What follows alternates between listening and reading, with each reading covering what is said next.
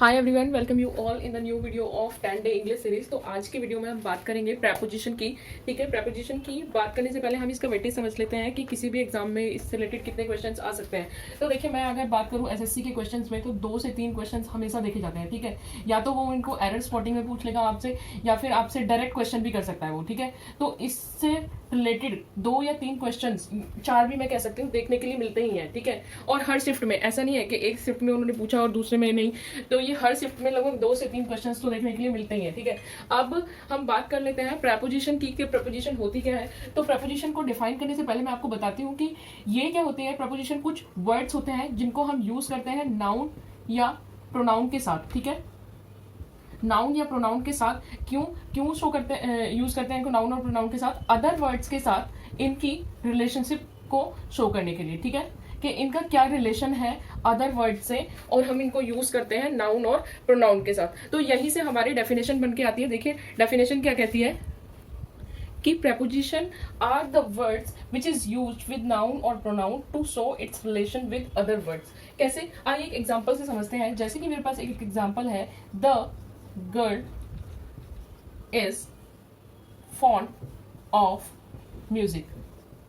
ठीक है, इसमें हमें पता है कि हमारा जो द गर्ल है वो क्या है, नाउन है। इस क्या है, हमारी हेल्पिंग वर्ब है। फॉन्ड हमारी क्या है, वर्ब है। ऑफ यहाँ पर क्या है, हमारी प्रेपोजिशन, जिसको मैं अभी आप लोगों को बता रही हूँ। ये क्या है, हमारी प्रेपोजिशन, और यहाँ पर म्यूजिक हमारा अदर वर्ड। ठीक है, तो अब देखिए इसको हम ऑब्जेक्ट भी कह सकते हैं। अब देखिए इस क्वेश्चन में और इस एग्जाम्पल में गर्ल किसकी फॉन्ड है, म्यूजिक की। ठीक है, तो बेसिकली गर्ल का जो रिलेशनशिप है वो किसके साथ दिखाया जा रहा है, म्यूजिक के साथ। ठीक है, गर्ल का रिलेशन किसके साथ दिखाया जा रहा है, म्यूजिक के साथ। तो प्रेपोजिशन क्या होते हैं, प्रेपोजिशन वही वर्ड्स होते हैं जिनको हम यूज तो करते हैं नाउन और प्रोनाउन के साथ, बट अदर वर्ड से उनका रिलेशन शो करने के लिए। आइए कुछ एग्जाम्पल्स देखते हैं। अब इन सेंटेंसेस को देखिए। जो फर्स्ट सेंटेंस यहाँ पे है वो है हमारा the frog is in the well, और सेकंड जो सेंटेंस है इसी से रिलेटेड दूसरा क्या है, the frog jump into the well.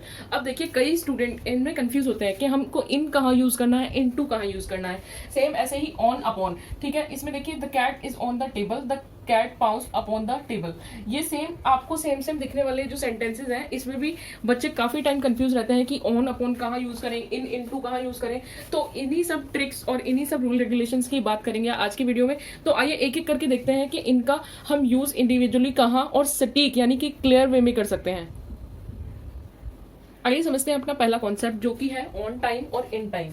यहाँ पर याद रखिए, जब भी हम ऑन टाइम की बात करते हैं तो ऑन टाइम मतलब एग्जैक्ट की बात कर रहे हैं हम, बिल्कुल एग्जैक्ट टाइम की। जैसे कि एग्जांपल से समझते हैं, the train reach the platform on time. ठीक है, तो ट्रेन का हमने एग्जांपल लिया है कि ट्रेन प्लेटफॉर्म पर पहुंच गई ऑन टाइम, बिल्कुल एग्जैक्ट टाइम पर। ठीक है, एग्जैक्ट टाइम पर, और इसे हिंदी में हम क्या कह सकते हैं, समय पर। ठीक है, मैं समय पर क्या स्कूल पहुंच गया, ट्रेन स्टेशन पहुंच गई, प्लेटफॉर्म पहुंच गई। तो एग्जैक्ट टाइम के लिए हम हमेशा यूज करते हैं क्या, ऑन। अब देखिए इन टाइम का मतलब होता है समय से। पहले तो आप इस बात को समझिए कि इन टाइम का मतलब होता है समय से, और इसको हम कहाँ यूज करते हैं, with in time, with in time. ठीक है, समय से। एक एग्जांपल लेते हैं क्लियरिटी से समझने के लिए। स्टूडेंट्स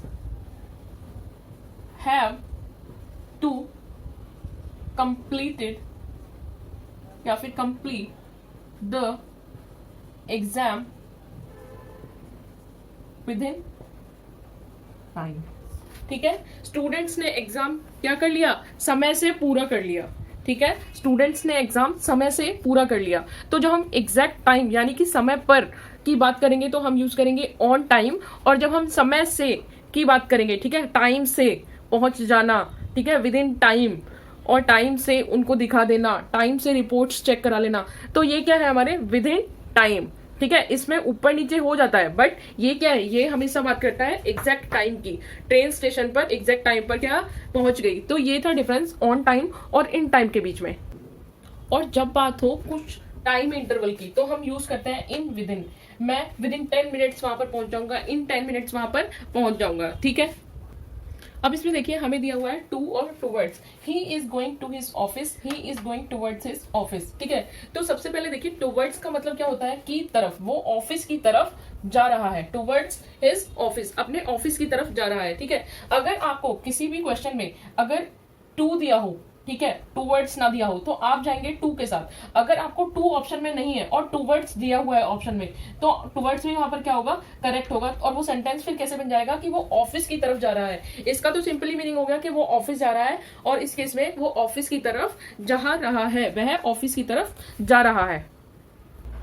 वहीं पर देखिए बिसाइड और बिसाइड्स का यूज हम कहाँ कहाँ करते हैं। ठीक है, beside, by the side of, और बिसाइड्स का मतलब होता है इन एडिशन टू, यानी कि और मिलाकर। जैसे कि हम बोलते हैं कि मुझे इंग्लिश आती है, फ्रेंच आती है, उसके साथ साथ, ठीक है, उसके साथ साथ, तो वहां पर क्या, इन एडिशन टू, उसके साथ साथ मुझे फ्रेंच भी आती है, जर्मन भी आती है। ठीक है, और beside, by the side of, मैं अपने फ्रेंड के साथ बैठा हूँ, रिवर के साथ साथ चल रहा हूँ। ठीक है, तो ये इसमें हम इस केस में हम यूज करेंगे बिसाइड और बिसाइड्स। एक एग्जाम्पल लेते हैं और आप देखें उसमें बिसाइड आता है या बिसाइड्स। अब इस केस में देखिए हम समझते हैं डिफरेंस बिसाइड और बिसाइड्स में।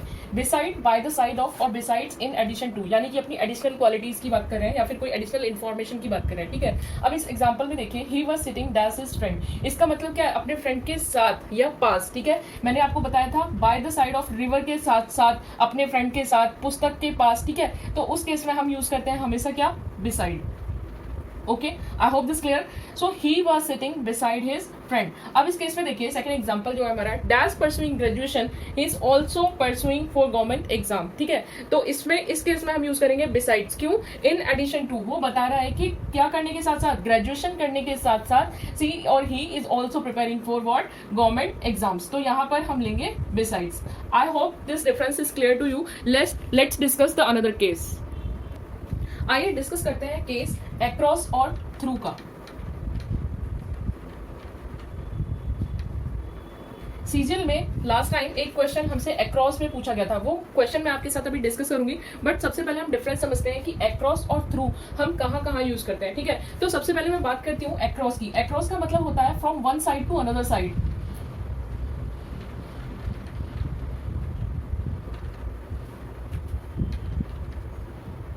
या फिर हम अदर साइड भी बोल सकते हैं। यहीं पे देखिए थ्रू का जो केस आता है उसको हम बोलते हैं बेसिकली के बीच या फिर के द्वारा। अब आपको ये ऐसे इजीली समझ में नहीं आएगा, इसको हम समझते हैं एग्जांपल की हेल्प से। देखिए मैं इसमें एक एग्जांपल ले रही हूं, जैसे कि द ट्रेन पास्ड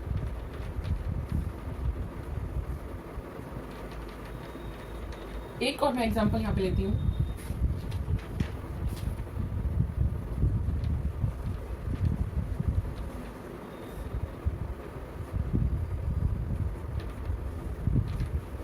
ठीक है।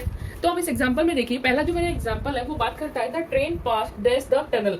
अब ऐसा तो है नहीं कि अपोजिट साइड से ट्रेन पास हो रही है, ट्रेन कहाँ पास हो रही है, टनल के बीच से या टनल से पास हो रही है। ठीक है, तो इस केस में हम क्या यूज करेंगे, यहाँ पर थ्रू यूज करेंगे। वहीं पर जो हमारा सेकंड एग्जांपल है the dog rain the river, ठीक है, रैन डैश द रिवर, इसका मतलब क्या है कि वो रिवर के कहा, अपोजिट साइड में दौड़ रहा है। ठीक है, अपोजिट साइड, और उसको हम क्या बोल सकते हैं, अक्रॉस। ठीक है, तो the dog ran across the river. I hope this difference is clear. इसी के साथ साथ एक केस हम डिस्कस कर लेते हैं, क्या, अक्रॉस के साथ साथ केम अक्रॉस। केम अक्रॉस का मतलब होता है हमारा किसी से बाय चांस मिलना, ठीक है, या फिर हम इसे कह सकते हैं सडनली।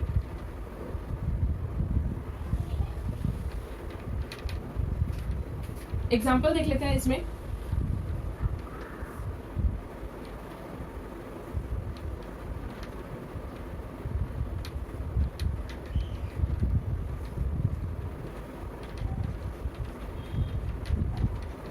अब इस केस में देखिए क्या कह रहा है, I dash my childhood friend yesterday. ठीक है, केम अक्रॉस, इसमें क्या डालेंगे हम, केम अक्रॉस। क्यों, क्योंकि मैं उससे बाई चांस मिल गया कल। ठीक है, कैसे मिल गया मैं उससे, by chance. So I came across my childhood friend yesterday.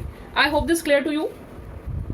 इसी के साथ साथ देखिए अलोंग का यूज हम क्या कहाँ पे करते हैं। ठीक है, अलोंग का मतलब होता है के साथ। ठीक है, एग्जाम्पल से समझते हैं, she was walking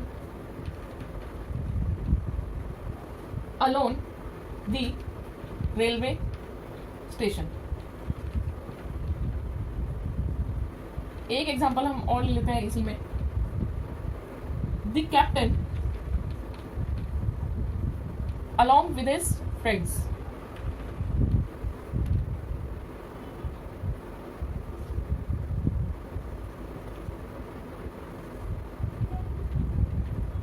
is ready.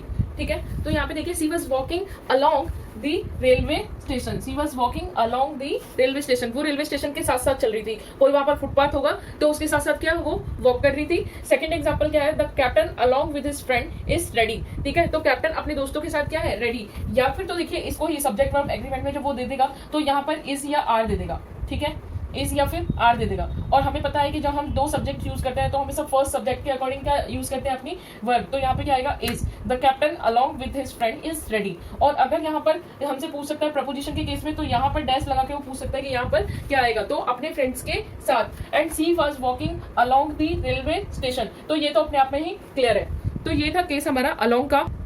जो नेक्स्ट केस आता है हमारा वो आता है ओवर और अंडर। ठीक है, तो ओवर हमारा क्या होता है, के ऊपर।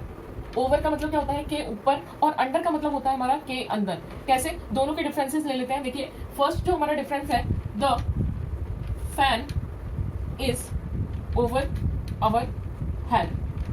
ठीक है, तो जो पंखा है क्या है, वो सर के ऊपर है, तो यहाँ पर हम यूज करेंगे ओवर। यही इसके अंडर के केस में अगर मैं एक एग्जांपल लूं तो इसका मतलब होता है क्या, के अंदर। The cat is under the table. ठीक है, तो ओवर का मतलब होता है के ऊपर और अंडर का मतलब होता है के अंदर। अंडर के साथ साथ मुझे याद आया एक फ्रेज जो था हमारा क्या, अंडर दी टेबल। क्या मतलब होता है इसका, ब्राइब, यानी कि घूस खाना। आप लोग घूस वक्त खाने लगता है ना जब आपका एग्जाम क्लियर हो जाएगा। इसी में देखिए अंडर के साथ हम एक केस और ले लेते हैं, जब हम क्या करते हैं, कंपैरिजन। ठीक है, जब हम कंपैरिजन करते हैं किससे, जूनियर से, तो उसमें उस केस में भी हम यूज करेंगे अंडर। जैसे कि एग्जांपल से समझते हैं इसको, ही इज डैश मी। ठीक है, और यहां पर देखिए अगर आपको ऑप्शन में दिया हो, जस्ट सपोज आपको इस तरह कोई भी ऑप्शन दिया हो, तो आपको जब भी कंपैरिजन जूनियर से करना हो, ठीक है, ही इज अंडर मी तो यहां पर क्या लेंगे हम, ही इज अंडर। ओके, अब देखिए आगे देखते हैं जो हम डिस्कस कर रहे हैं केस अबव और बिलो का।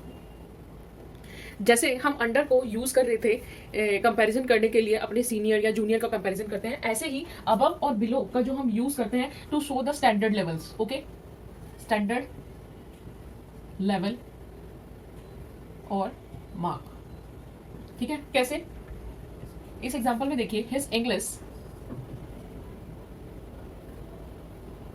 Is dash average. ठीक है, ठीक है, या तो इसमें अबव भी आ सकता है और बिलो भी आ सकता है। क्यों, क्योंकि ये एक तरह के स्टैंडर्ड लेवल से क्या कर रहा है, कंपैरिजन कर रहा है। His English is below average और above average. I hope you get this. Same ऐसे ही इस एग्जांपल में देखिए, the goods were sold above और बिलो एमआरपी। जब हम एमआरपी या रुपीज या फिर किसी भी इस तरह की एक्टिविटी की बात करते हैं तो वहां पर भी हम क्या यूज करते हैं, अबव और बिलो। अब हम केस ले लेते हैं बिटवीन और अमंग का। तो सबसे पहले आप ये समझिए कि बिटवीन हम यूज कहाँ करते हैं, अगर दो म्यूचुअल रिलेशंस दिए हुए हैं। ठीक है, दो म्यूचुअल रिलेशंस दिए हुए हैं या फिर दो से ज्यादा, तो हम उसमें क्या यूज करते हैं, बिटवीन। कैसे, एग्जांपल से देखिए, the match will be played between India and Pakistan. ठीक है, तो यहां पर देखिए दो कंट्रीज के मैच का क्या, म्यूचुअल रिलेशन या फिर हम कंपैरिजन कर सकते हैं, दिया हुआ है। ठीक है, इनके बीच में खेला गया, the match will be played between India and Pakistan. तो इस केस में हम यूज करेंगे बिटवीन। इसी केस में हम एक और एग्जांपल ले लेते हैं, जैसे कि he distributed the property dash his daughter son and wife. ठीक है, उसने अपनी प्रॉपर्टी क्या करी, डिस्ट्रीब्यूट करी डॉटर, सन और वाइफ के बीच में। फिर से आ गया के बीच, तो इस केस में भी हम क्या यूज करेंगे, between. I hope this clear. आगे बढ़ने से पहले आइए कुछ एग्जांपल्स देखते हैं। फर्स्ट एग्जांपल देखिए, I ordered for a cup of T. अब इस सेंटेंस में आप देखिए कि मैंने एक चाय का कप क्या किया, ऑर्डर किया। ठीक है, मैंने एक चाय का कप ऑर्डर किया, बट मैं ऐसे तो नहीं कहूंगी, जब अगर हम हिंदी में भी करते हैं शुद्ध वाक्य, ठीक है, तो मैं ऐसे तो नहीं बोलती हूँ ना कि मैंने चाय के एक कप के लिए ऑर्डर दिया। ठीक है, मैं कैसे कहती हूँ कि मैंने चाय का एक कप ऑर्डर किया। ठीक है, तो यहाँ पर देखिए, यहाँ पर फोर क्या है, हमारा सुपरफ्लुअस है, इसको यूज करने की जरूरत नहीं है। ये एरर स्पॉटिंग के CHSL के क्वेश्चन है जो मैं आपको भी करा रही हूँ। ठीक है, So I ordered a cup of tea. So this is the correct statement. Next one is here he is junior than me. जब भी हम अपने से किसी का कंपैरिजन करते हैं तो वहां पर क्या हम यूज करते हैं टू, ना कि than. Again in the same statement he is senior than me, तो यहाँ पर भी to, he is senior to me, वो मेरा सीनियर है, वो मेरा जूनियर है. I came prior than him, मैं उससे पहले यहाँ आई. बट देखिए जब भी हम कहीं पे पहुंचे ना पहुंचे उस केस में हम देन से कंपैरिजन नहीं करते. क्या यूज करेंगे यहाँ पे भी to. I came prior to him, मैं उससे पहले पहुंची. नेक्स्ट एग्जांपल देखिए, my book is better than yours. ठीक है, इस केस में जो मैंने यहाँ पर यूज किया है, क्या ये स्टेटमेंट करेक्ट है या इनकरेक्ट? ये क्या है, एक करेक्ट स्टेटमेंट है. कैसे, इसको मैं बताती हूँ कि जब भी हम सेम चीज के ऊपर, ठीक है, सेम चीज है, मेरी बुक तुम्हारे से ज्यादा अच्छी है, ठीक है, मेरी बुक तुम्हारे से ज्यादा अच्छी है, मेरी पेंसिल तुम्हारे से ज्यादा अच्छी है. इस केस में जब भी हम यूज करेंगे तो हमेशा देन का यूज करेंगे. ठीक है, ना कि अपने से कंपैरिजन में, बल्कि अपनी चीजों के कंपैरिजन में. ठीक है, यहाँ पे देखिए नाउन का कंपैरिजन हो रहा है, माई बुक, मेरी बुक का कंपैरिजन हो रहा है, ना कि मेरा. ठीक है, जब आप मेरा, यहाँ पर देखिए वो मेरा जूनियर है तो उसमें हम टू यूज करेंगे ना कि देन. और जब किसी भी चीज से आप कंपेयर करेंगे तो वहां पे आप यूज करेंगे देन. ठीक है, सेम ऐसे ही देखिए जो नेक्स्ट एग्जांपल आपको दिया हुआ है उसमें they reached eight Mumbai last night. ठीक है, तो इस सेंटेंस में देखिए जो एट दिया हुआ है ये क्या है, हमारा सुपरफ्लुअस है. और ये स्टेटमेंट कैसे बन सकती है, they reached Mumbai last night. ठीक है, तो एट लगाने की यहाँ पे जरूरत नहीं है. आगे देखते हैं नेक्स्ट क्वेश्चन.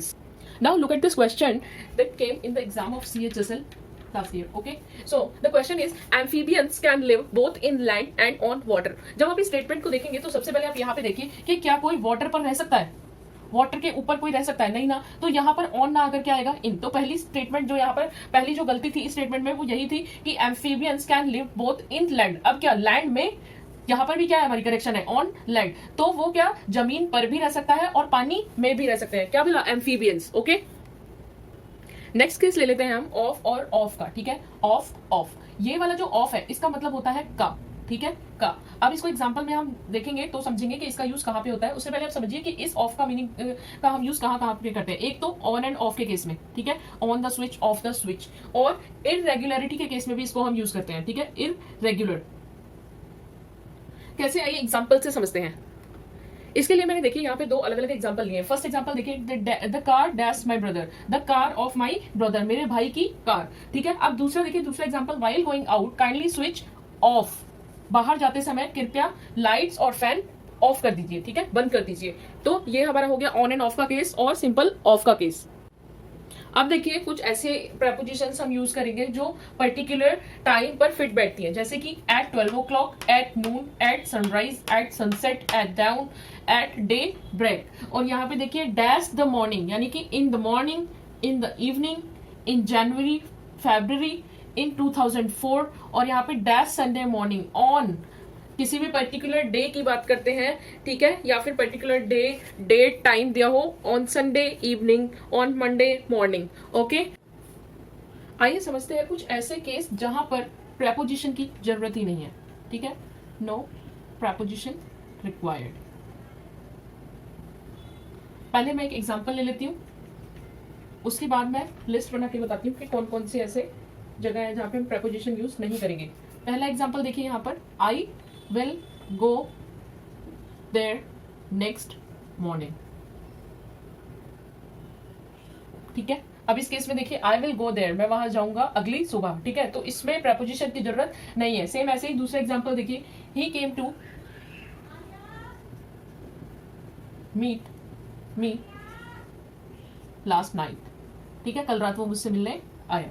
ठीक है, तो आइए कुछ लिस्ट देख लेते हैं हम जहां पर प्रपोजिशन की जरूरत नहीं होती है. तो जब क्वेश्चन में दिया हो tomorrow morning, tomorrow evening, yesterday morning, yesterday evening, the next day, the day after, the following day, the previous day, इस केस में हमें प्रपोजिशन यूज करने की जरूरत नहीं है. ठीक है, इस केस में हमें प्रपोजिशन यूज करने की जरूरत नहीं है इन ऑल सच केसेस.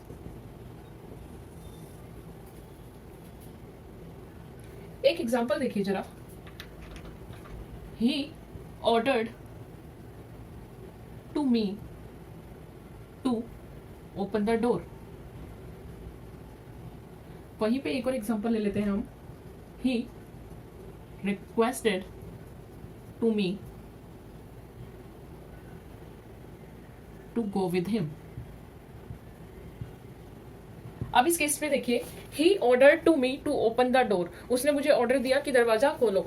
इस केस में हम टू को 2 बार यूज नहीं करेंगे। He ordered me, simply he ordered me to open the door, उसने मुझे ऑर्डर दिया कि दरवाजा खोल दो। He requested me to go with him, उसने मुझसे रिक्वेस्ट करी कि मैं उसके साथ चलूं, ठीक है। तो इस केस में हम टू को यूज नहीं करेंगे, कब? वर्ब की फॉर्म के बाद, और जो कि क्या है, हमारी पास्ट फॉर्म में है।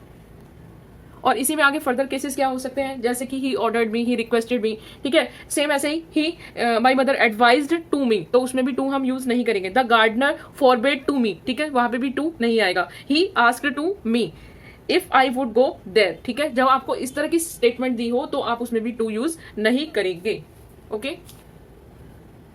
जब हम किसी के साथ सहमति दिखाते हैं, क्या सहमत होते हैं किसी से, यानी कि उसको इंग्लिश में हम क्या कहते हैं, एग्री। जब हम किसी से एग्री करते हैं तो हम हमेशा उस केस में क्या यूज करेंगे, with. I agree with you, ठीक है।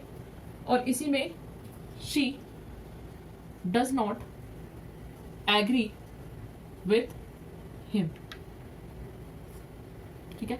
तो वो तो खैर उससे कभी भी सहमति दिखाती ही नहीं है, हर घर की बात है, क्यों भाई। वहीं अगर केस आ जाए नाराज होने का, ठीक है, जब वो किसी से सहमति दिखाएगी नहीं तो नाराज तो होगी, है कि नहीं। तो नाराज होने के केस में भी हम क्या यूज करेंगे, विद। कैसे, she is angry with you.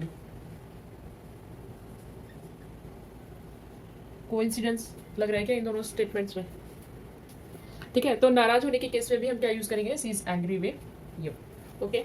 आगे देखिए कुछ केसेस डिस्कस करते हैं हम।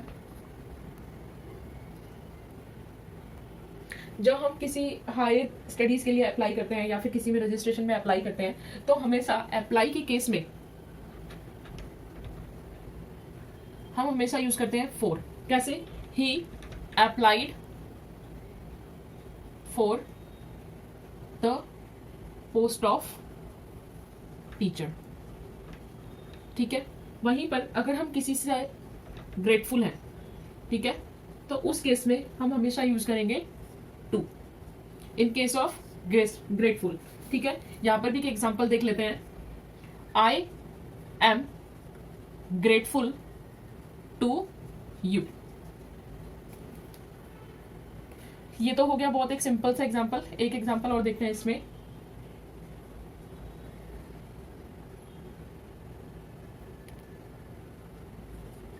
ऑलवेज